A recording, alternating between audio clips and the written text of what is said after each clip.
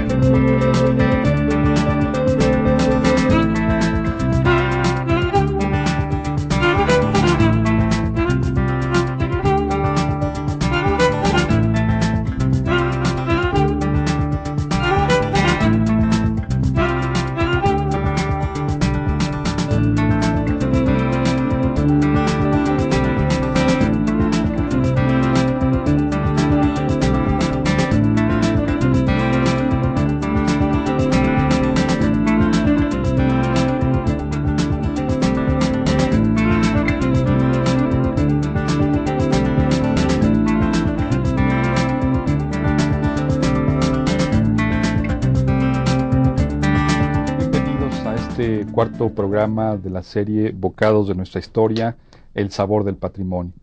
En esta ocasión tenemos el tema todo lo que camina, salta, nada o vuela a la cazuela, mamíferos, aves, anfibios, batracios e invertebrados, como parte de lo que hemos venido revisando en la serie de programas, parte de los elementos del sistema de alimentación de los mexicanos.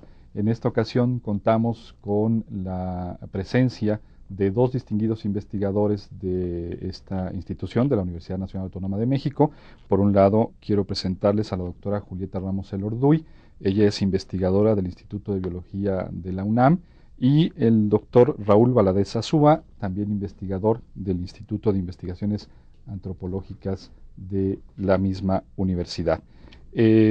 Brevemente, comento lo siguiente. En los programas anteriores hemos hecho una revisión de las implicaciones que tiene a nivel cultural, culinario, el consumo de las flores, el chile o los chiles, el maíz. Y en esta ocasión vamos a hablar de justamente lo que se mueve, los animales, lo que forman parte de la alimentación y de la cultura nacional. En esta ocasión, los objetivos de nuestro programa son los siguientes. El televidente conocerá los orígenes mesoamericanos o americanos y su hábitat de cada una de las especies animales, la clasificación y las distintas variedades de cada una de estas especies, el aprovechamiento de estos recursos animales, los que fueron y son obtenidos vía la recolección, la caza y la pesca, antes y después del encuentro a partir del siglo XVI, su relación con la cosmogonía y el ritual, los usos culinarios y el consumo de estas especies que han formado una gama de platillos únicos en nuestro país desde la época prehispánica hasta nuestros días, incluyendo las diferencias regionales. Les recuerdo que este es un programa en vivo, contamos con teléfonos abiertos y el correo electrónico, y nos pueden ustedes seguir por internet con la página www.coaed.unam.mx/mirador. Los teléfonos son el 5622-8728 y con terminaciones 20 y 18. El correo electrónico es naudelo@ hotmail.com.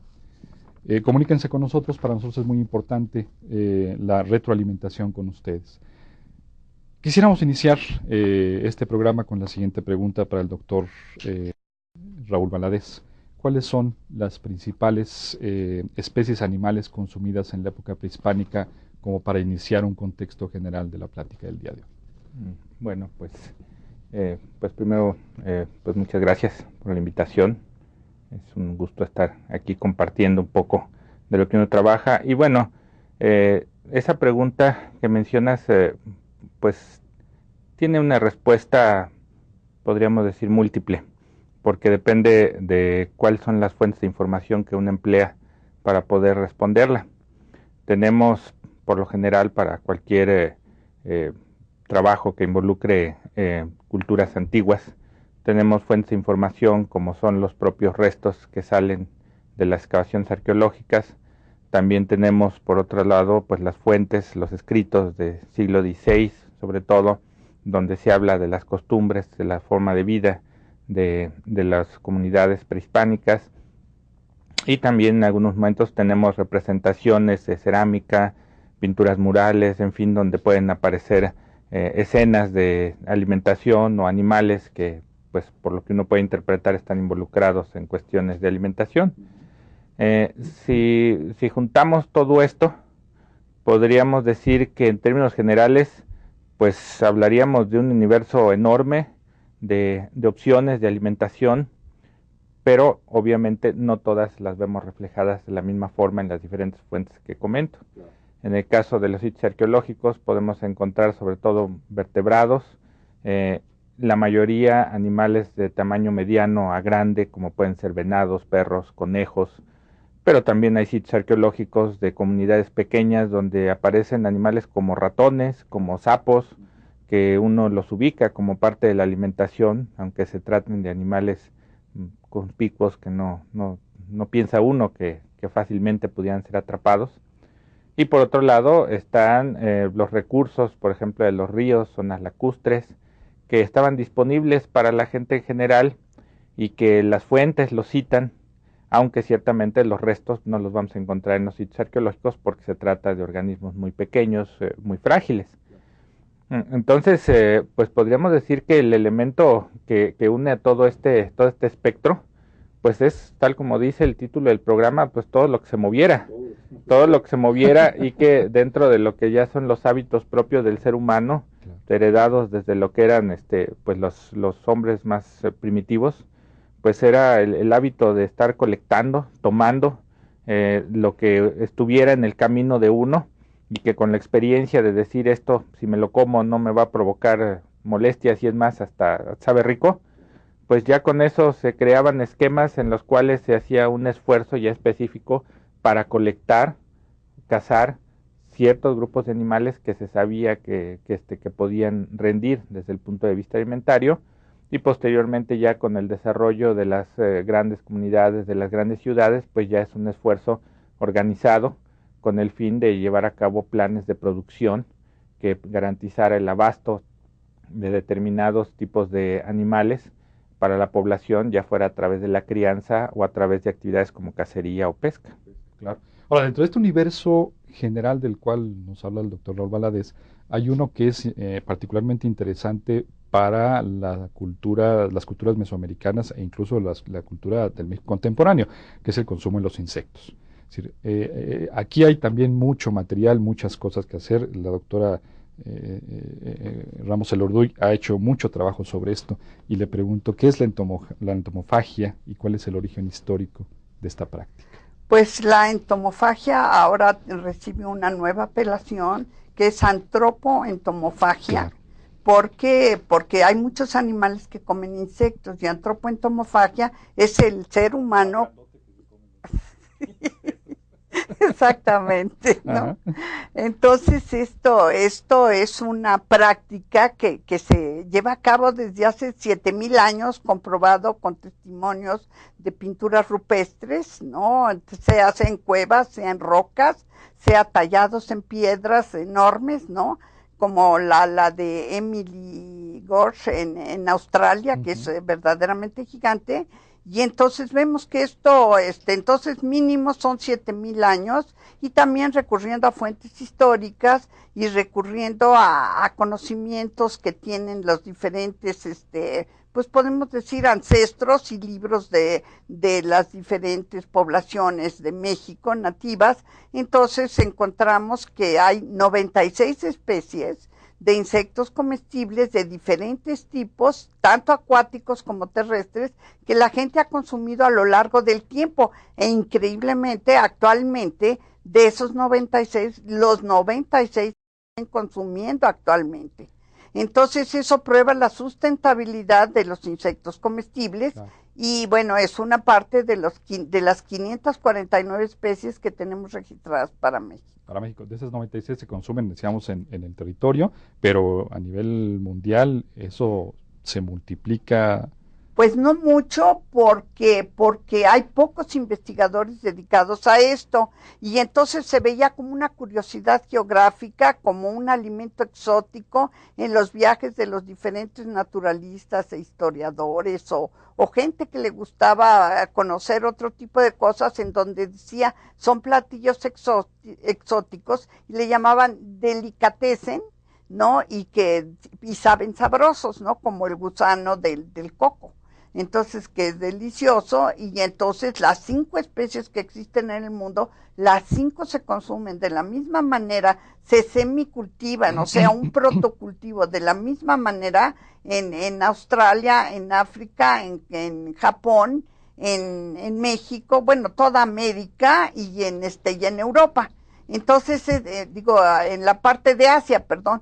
Entonces ves realmente que aún en ese tiempo que no había comunicación, intuitivamente o por un conocimiento profundo que ellos tienen de las especies con las que conviven, ellos podían efectuar este protocultivo que actualmente también se sigue llevando a cabo en muchos países, y que incluso ahora lo están exacerbando y están poniendo en peligro el hecho de que pues tiran muchas palmeras para eso, ¿no?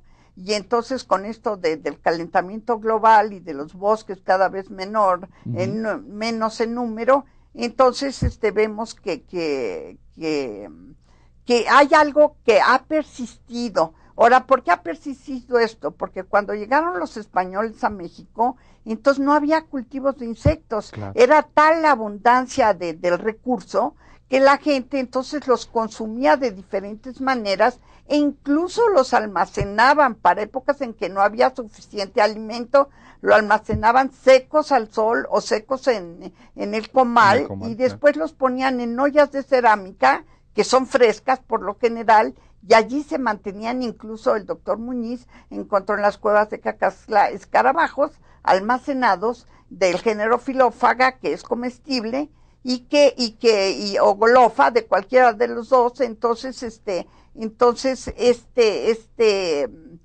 recurso tenía allí, según él determinó, ayudado por antropólogos y arqueólogos, 3,000 años.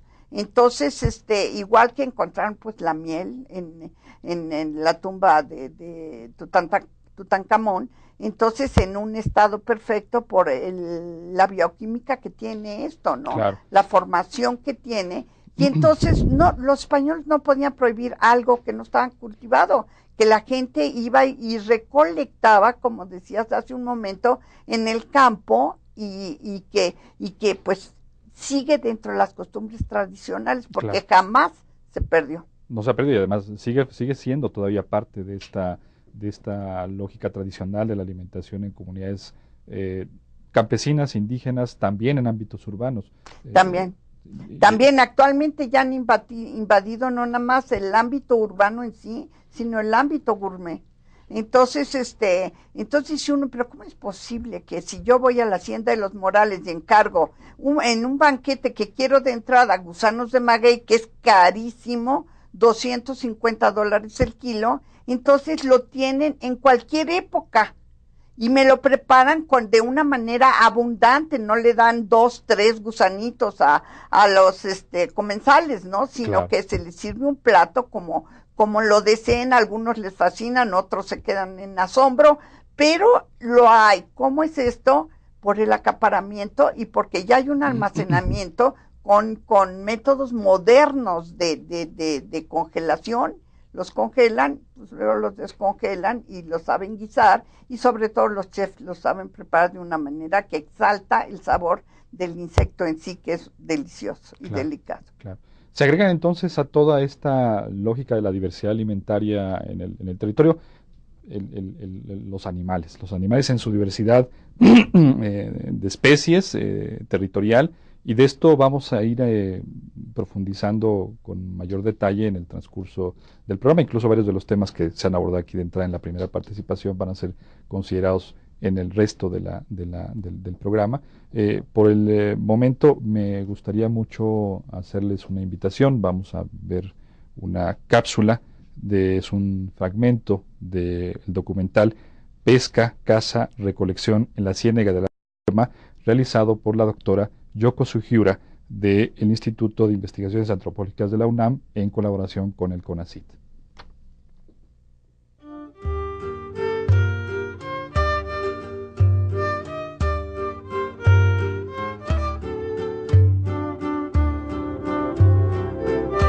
Con la llegada de la lluvia, los raneros comienzan su actividad.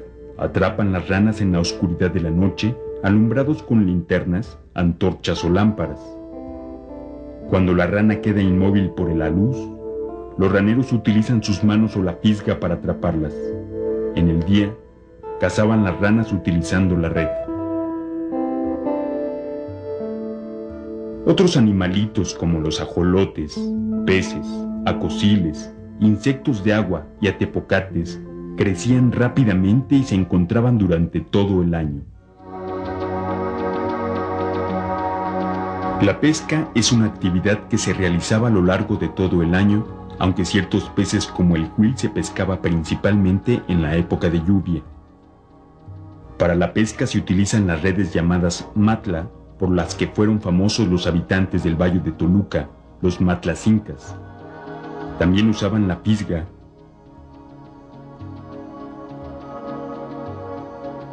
Y el chinchorro.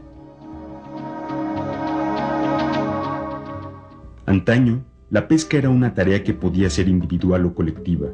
Se practicaban diversas técnicas de pesca. Se anzuelaba en las cuevas, que eran oquedades perforadas en las planchas. Se jarabeaba. También se empleaba la técnica de vaquero. Se ponían presas en los canales, se practicaba el rebotado y otras técnicas más.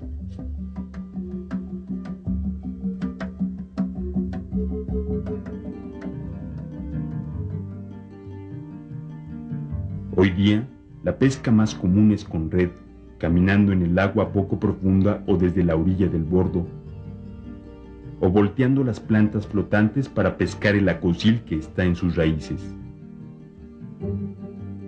Hay todavía unos cuantos que pescan con fisga desde la canoa, pero son pocos los pescadores que las usan, pues los peces son escasos después de la desecación de ciénegas.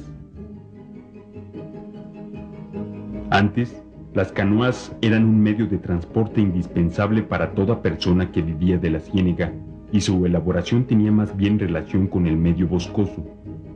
Hoy día, solo se utilizan durante la temporada de lluvia.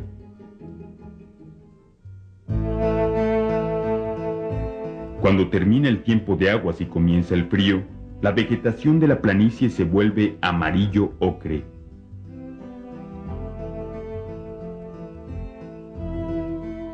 Con el frío, llegan las aves migratorias desde Canadá y los Estados Unidos. Una gran variedad de patos, gansos y hasta pelícanos. Algunos vienen primero en octubre y se van en enero, mientras que otros llegan más tarde, ya entrado enero, y se van hasta marzo. El cielo se ennegrecía con las parvadas, se oía el graznido de patos y gansos. Hoy día no vienen tantas aves como antes. Comienza así la temporada de cacería de los patos. Un reducido número de hombres y jóvenes cazan con escopeta.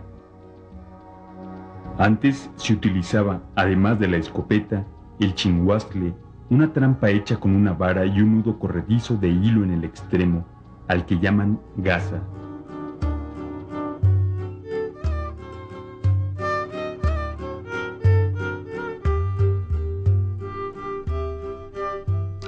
¿Qué tal? Como ven, este video tiene mucha la información, ratifica mucha la información de lo que hemos hablado hasta este momento en el programa.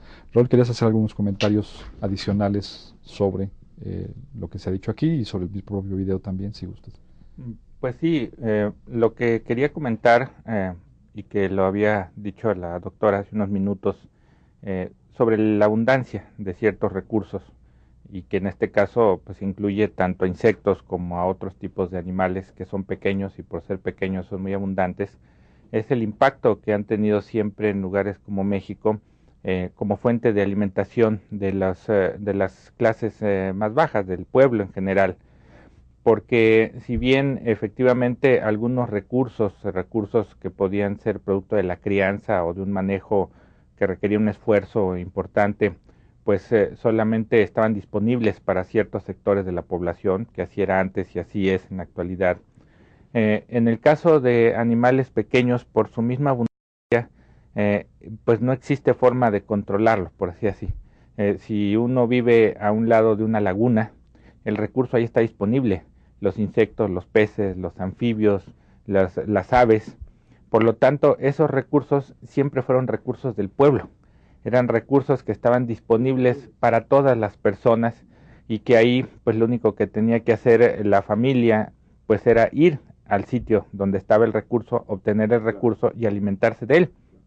Y ese es un cambio importante que se vive una vez que se crea la colonia, porque al irse abandonando estos ambientes lacustres, por ejemplo, porque se desecan, se prefieren desecar para incluir la ganadería, pues ahí se va dando un cambio en la percepción y en el manejo del recurso, porque el recurso silvestre va siendo sustituido por el doméstico.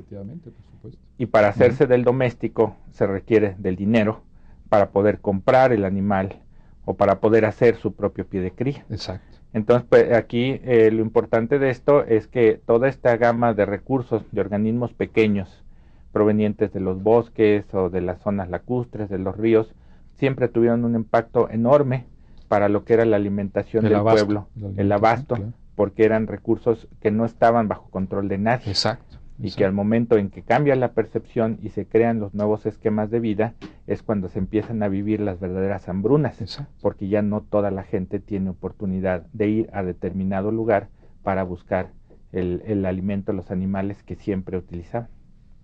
Ni los conoce. Y muchas veces ya ni los conoce. Ok, vamos a hacer, bueno, les hago una pregunta y inmediatamente después de esto vamos a ver un video también que queremos que observemos. Una pregunta general, es decir, que pueden contestarla cualquiera de los dos. ¿Qué alimentos eran obtenidos a través de la caza y la captura? Pues de la cacería, yo diría que la mayor parte de los animales que se podrían considerar de tamaño mediano a grande. Es obvio que en los materiales arqueológicos donde vemos organismos como pueden ser venados, pécaris, patos, pues todos ellos fueron obtenidos a través de la cacería, y también existen algunos códices del área maya donde se muestran animales como son los propios venados, armadillos también, y se muestran ahí esquemas de cómo es que están siendo capturados por una trampa. Existen publicaciones que se hicieron posteriormente donde se ve cómo es que funcionaría esa trampa, tanto a partir del propio diseño que muestra el códice como por las pláticas con la gente de esa misma zona. Entonces, diríamos que ya un animal del tamaño de un conejo hacia arriba, pues ya serían animales tomados a través de la cacería por instrumentos como lanzas, el atlat, o bien a través de redes o de trampas. Claro. ¿Sí? Y, por ejemplo, en el caso de los insectos, ¿cómo funciona este En el caso de los insectos, generalmente es recolección, pero en algunos casos también se ponen trampas. Entonces, por ejemplo, las libélulas, las avispas, que son depredadoras, entonces se les pone algo expuesto, puede ser un gusano o no, los grillos, eso en la superficie de las plantas, superficie de una olla o de un plato, etcétera, ya llegan, entonces lo pescan, una o varias, dependiendo de la época que sea, porque tienen una estacionalidad, no están todo el tiempo, y pero también en los grillos se hacen agujeros en la tierra y se pone el cebo, que son los desechos de la comida, y entonces ahí van y caen los grillos y ya no pueden, no está hiper profundo, pero sí suficiente para que no brinque, claro. Y entonces ahí capturan a los grillos, que son deliciosos. Claro.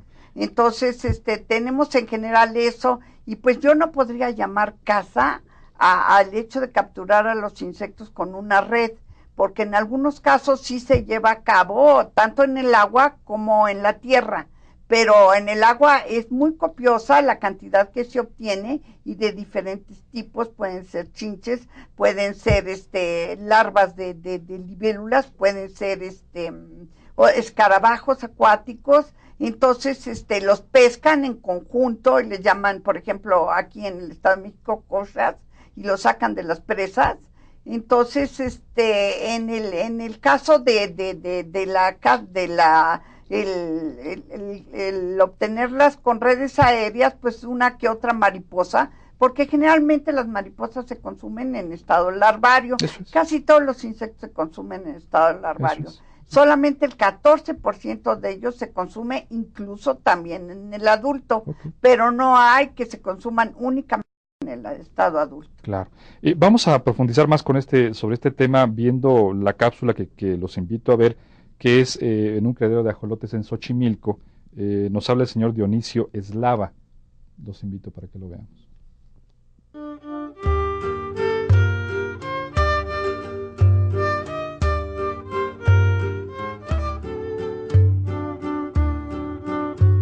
Están ustedes en la estación biológica del axolotl, mejor conocido como el ajolote. Aquí en este espacio, que es un laboratorio, estamos recuperando el bicho. ¿Por qué lo estamos recuperando? Bueno, pues porque aquí en Xochimilco es una especie muy apreciada y es parte de nuestra cultura. Esta especie antiguamente era ofrecido, por ejemplo, a los grandes tenochcas, los cuales Xochimilco pagaba tributo también a través del ajolote, ¿sí? Y aquí en Xochimilco es muy apreciado por su carne y por sus propiedades alimenticias, y ahora sabemos científicamente que el animal tiene una enorme cantidad de poder para recuperarse. Por ejemplo, si un animalito pierde una mano, una pata, una galla, pedazos de cola, el animal tiende a recuperarlo completamente.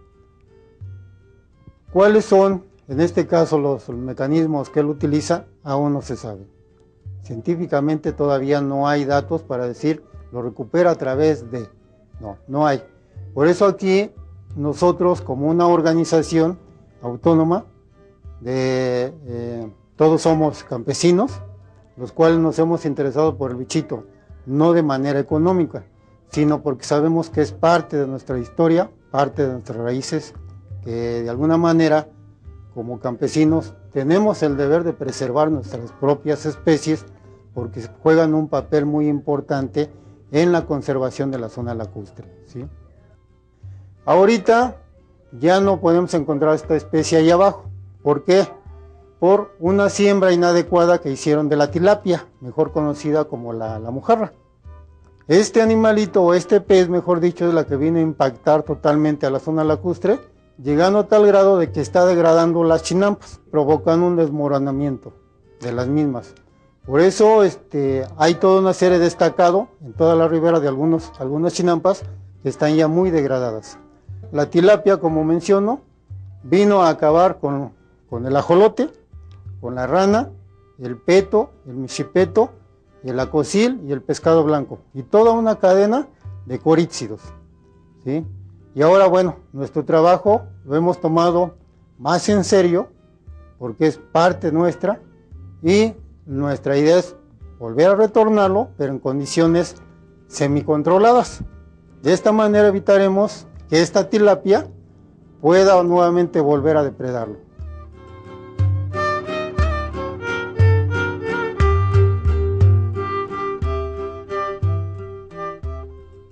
Acabamos de ver las implicaciones tan complejas que tiene la crianza, el cultivo de cierto tipo de especies animales y las implicaciones que tiene también la ausencia de estas especies en un territorio determinado.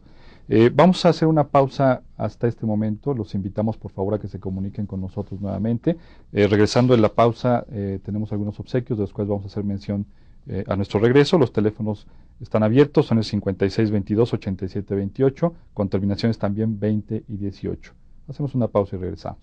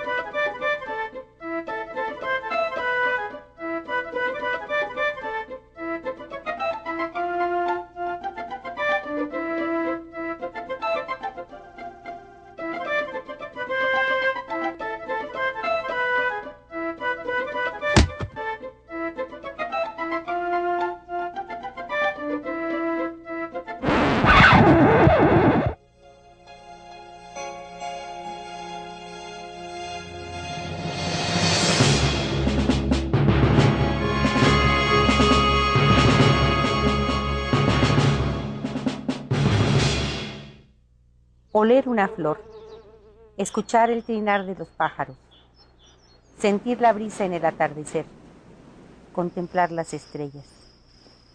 ¿Por qué dejar de hacerlo? Usemos el intelecto, organízate, cuida que en tu calle y casa se ilumine donde se necesita y verifica que no se ilumine al cielo, el universo para que lo descubras.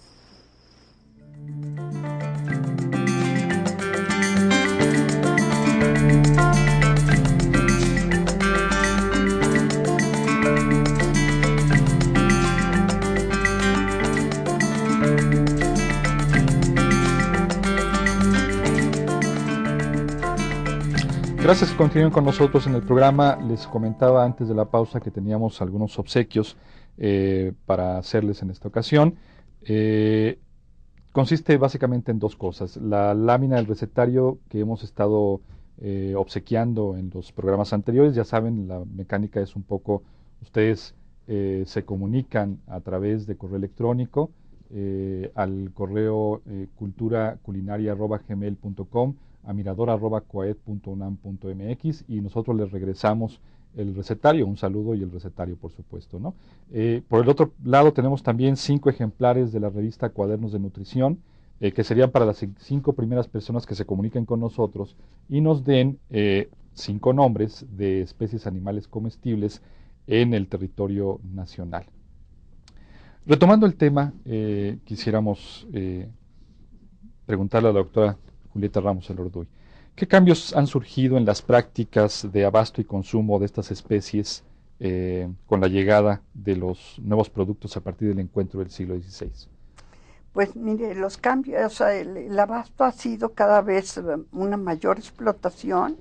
En algunos casos existe cuidado, como les decía, un protocultivo que consiste en el cuidado de las especies para que éstas no se extingan, como por ejemplo en las mariposas llamadas cuetla, que son, o cuetla, son 2 diferentes especies, entonces se encuentran son gregarias, se encuentran en los árboles, en los troncos. Entonces la gente las deja crecer hasta un cierto estado de desarrollo y luego toma la mayor parte, pero deja algunas. para que se llegue a reproducir, se llegue a formar el adulto, se llegue a reproducir y así tengan en la siguiente temporada. Igual sucede con los escamoles en el estado de Hidalgo. Antes se cuidaban perfectamente los nidos les duraban 40 años, etcétera. Tenemos diferentes especies, las abejas, las avispas, ¿no? Entonces este abasto ha dado lugar a que no se extingan también, sino que estén continuas, pero ahora con la falta de trabajo en la capital, y muchas de las gentes han venido a la capital, entonces van y sin conocer la forma de hacerlo, depredan y dejan los nidos abiertos, por ejemplo, en el caso de los escamoles. Entonces sí hay un problema de disminución, pero no en todos los casos. Entonces, y sin embargo, vemos que se siguen comercializando e incluso en esa comercialización existe el intermediarismo, existe el acaparamiento y existe, sí, y cada vez es mayor al grado que ahora ya se enlatan muchas de las principales especies y se exportan a diferentes países, ¿no? A tiendas de gourmets en donde los compran. Ahora, esto no es de asombrarse porque los mismos españoles le pusieron a los huevecillos de chinches acuáticas del lago de del lado de Texcoco, aguautlé, ellos lo bautizaron como el mexicano. Entonces así se envía como el caviar mexicano, pero ya no hay ese tipo de cultivos porque se secó este lago. Sin embargo, eso hacemos con las chicatanas, con los gusanos blancos rojos del maguey, etcétera. El maguey se ha quitado la planta hospedera y aparte lo que queda como cerco vivo y son hipersensibles a los insecticidas. Entonces vemos que esta comercialización ha sufrido una evolución y esta evolución ha llegado a modificar el gusto de las culturas occidentales. Y en cuanto existe la demanda de las llamadas culturas occidentales, ¿no? Entonces el número que demandan son media tonelada, 2 toneladas, entonces 300,000 kilos, entonces es muchísimo y tenemos diferentes especies que así están, ¿eh? Voy a darle espacio a 2 llamadas que quisiera leer y comentáramos brevemente. El señor Jorge Rosano de la Colonia del Valle nos dice la diferencia que se conoce como chapulín, que es de cuerpo blando, que tanto más se consumió en el México prehispánico, que los grillos de cuerpo duro. Bueno, imagino que más bien se refiere al hecho de que hay una diferencia entre el chapulín y el grillo, ¿no? El grillo, dice él, es más blando que el chapulín. No, desde luego, el grillo es más blando, es más sabroso porque es omnívoro. El chapulín es solamente herbívoro, pero polífago, come diferentes plantas y la gente se confunde y les dice grillos a los chapulines, siendo que el grillo se encuentra rastrero en el suelo y cava en el suelo o vive cerca de la parte inferior, a veces se esconde dentro del suelo. Y el chapulín no, el chapulín siempre se encuentra, puede estar en la parte baja de las plantas, pero sube y tiene generalmente diferentes colores, pero el verde predomina. Y en el caso del grillo es de color café a beige. Entonces, si son, pues generalmente se deben de capturar sin haber llegado al estado adulto para que no tengan las alas, pierdan de allí energía y valor nutritivo. Y entonces, sí, pues generalmente así se capturan en estado inmaduro. Muy bien. María Luz Hernández Felipe, de la Unidad Tlatelolco, quisiera saber bibliografía sobre insectos comestibles para cocinar platillos. Deja su correo electrónico, se lo pasamos después para ver si es tan amable de mandarle algún comentario.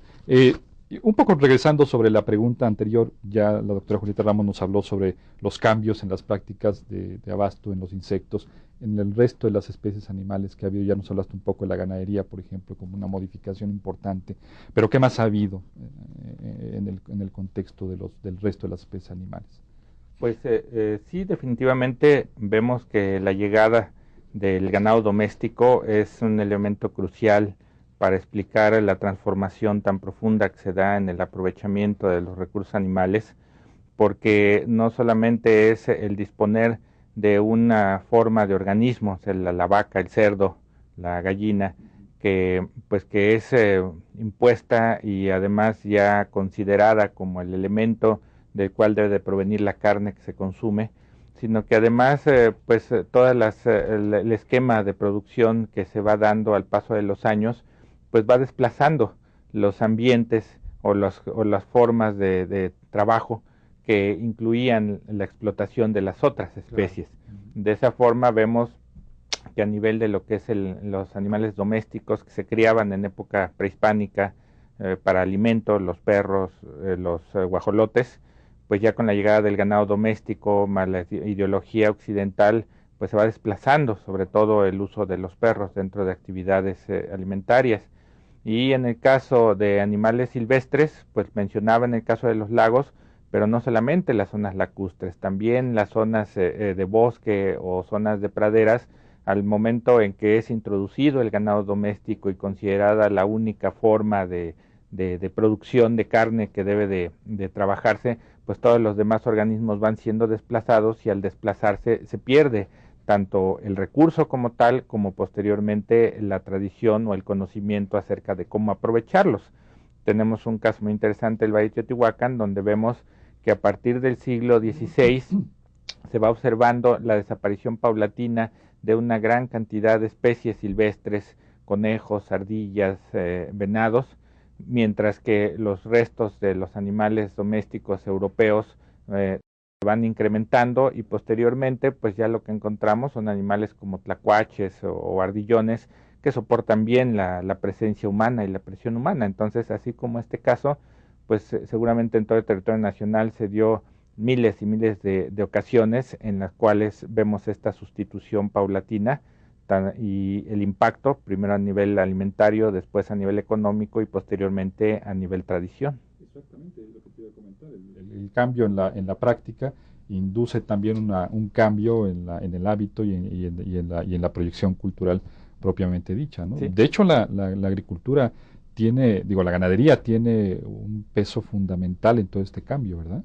No, es el pilar, digámoslo así, porque pues no era el decir yo voy a tomar este terreno, este bosque, este cerro, para hacerlo mi propiedad porque quiero tenerlo, sino lo voy a hacer de mi propiedad para introducir el ganado doméstico, para introducir las vacas, los borregos, los chivos, los cerdos, y todo lo que ahí haya que en un momento dado le quite alimento a mi ganado, pues lo voy a desalojar, lo voy a destruir y voy a transformar además todo el paisaje, el ambiente, para que esté acorde a mis necesidades, y eso obviamente de parte del dueño, sin importar cómo altere o qué tanta gente pierde por este cambio en la forma de aprovechar este espacio. El espacio. Ok.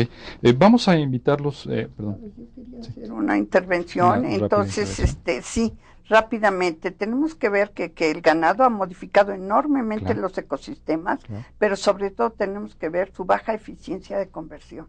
Entonces, esa baja eficiencia de conversión hace que nos cueste mucho más la carne que comer cualquier otra cosa de invertebrados, ¿no? Entonces esto vino como una moda, yo pienso, impuesta entre comillas, no lo sé, porque no nos gustaba, no era nuestro hábito, ¿no? Muy bien, vamos a ver la cápsula que tenemos a continuación de las 5 que hemos preparado la Universidad hasta la Cocina, a cargo de la chef Lucero Soto, promotora de la cocina mexicana, propietaria del restaurante El Casino en Morelia, Michoacán. Después de la presentación seguimos abundando sobre estos comentarios. Adelante.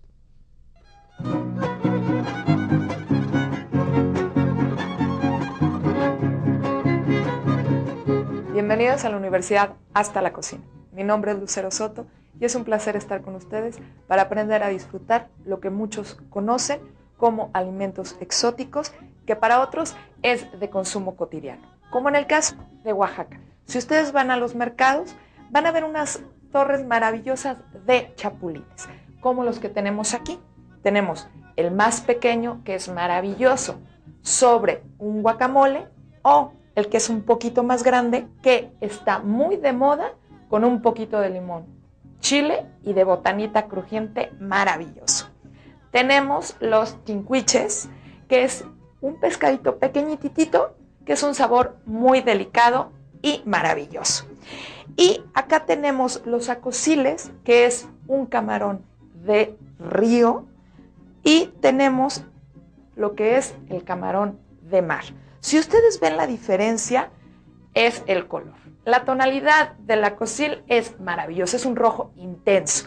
Y en este caso es un rosita un poco más pálido. Para prepararlos, ¿cómo lo hacemos? Asados. ¿Qué logramos con eso? Quitarles el sabor a humedad que para muchos es desagradable. ¿En qué preparación lo podemos sugerir? En este caso tenemos el día de hoy unos sopecitos con una ensalada de nopalitos. Vamos a coronar esto con un poco de queso, al gusto. Es importante mencionar que los colores es importante para que a uno se le antojen más. Y después una salsita, ¿por qué no?, de chile cascabel bien picosita y todo listo para disfrutar. Y ahora las ancas de rana. ¿Dónde las encontramos? En las zonas lacustres. ¿Cómo elegirlas? Primero, tienen que ser firmes, no babosas al tacto, de olor no desagradable. ¿Cómo prepararlas? Sugerimos capeadas con una salsa chile guajillo. Para el capeado, ¿qué necesitamos? Nuestras ancas de rana, le ponemos un poco de sal, las pasamos por harina, las introducimos en huevo. Ahí introducimos nuestras ancas de rana y en aceite bien caliente las metemos. ¿Por qué es importante el aceite caliente? Para que el terminado sea este. ¿Se dan cuenta? Queda delicioso, no aceitoso y es la manera correcta de lograr el capeado. Para la salsa, ¿qué necesitamos? El chile guajillo, lo abrimos, lo desvenamos, lo asamos junto con la cebolla y el ajo, la molemos con caldo, sazonamos y el terminado final es este. Otra manera de preparar las ancas de rana, sopa de ranas, deliciosa. ¿Qué necesitamos? Un recipiente en el cual vamos a adicionar aceite, un poco de mantequilla a derretir. Mientras tanto, vamos a colocar ajo, chile serrano picadito, cebolla igualmente picada y sal. Vamos a hacer una pasta perfectamente integrada para que se unan todos los sabores y logremos un colorido muy especial. Ya que logramos esta pasta, colocamos en nuestro aceite y en nuestra mantequilla que ya está derretida. Freímos ligeramente. Cuando nuestra cebolla empieza a estar transparente, es el momento de adicionar nuestras ancas de rana, a las cuales le vamos a poner un poco de sal y vamos a sellar. Recuerden que sellar es por ambos lados.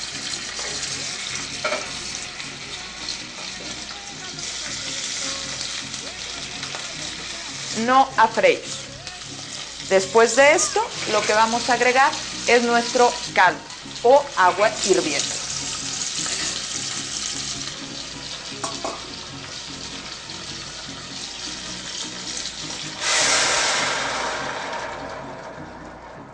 ¿Qué tal? Vamos a agregar en este punto epazote, cilantro,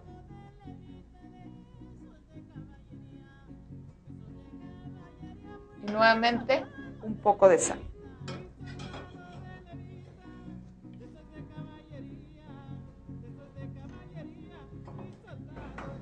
Ponemos un poco de caldo para que termine su cocción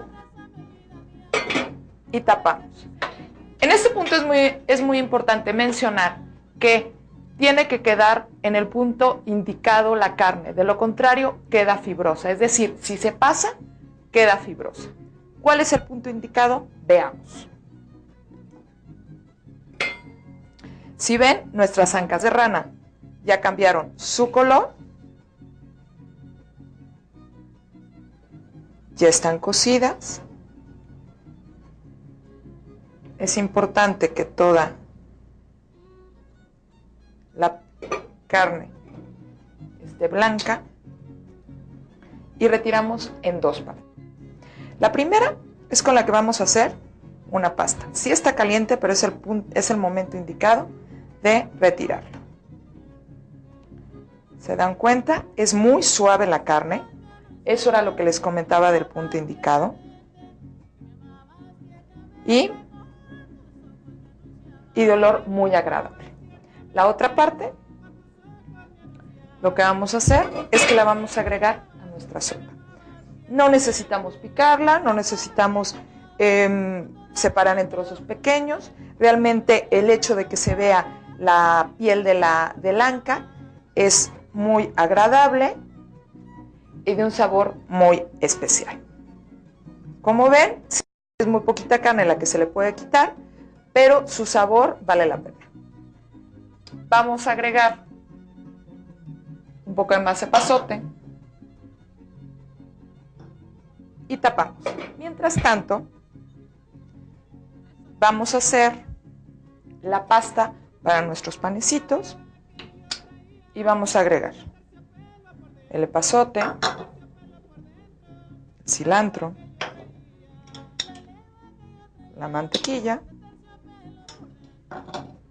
y la sal. Esta mezcla debe de quedar muy homogénea para lograr ponerla sobre los panecitos que van a servir para decorar nuestra sopa.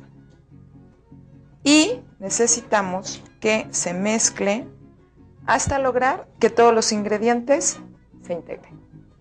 Ahora tomamos nuestros panecitos, que los freímos, y sobre estos vamos a colocar nuestra mezcla. ¿Sí? Es muy importante que se den cuenta que no queda totalmente molida. Acuérdense que lo deshebramos, lo colocamos con la mantequilla y demás ingredientes. Estos panecitos nos van a servir para decorar nuestra sopa, porque le va a dar un toque muy especial, que la gente los pueda tomar y se los pueda comer. Ahora, servimos. Aquí vemos que tenemos los trozos de nuestras ancas. Colocamos, decoramos y nos la comemos. Disfruten.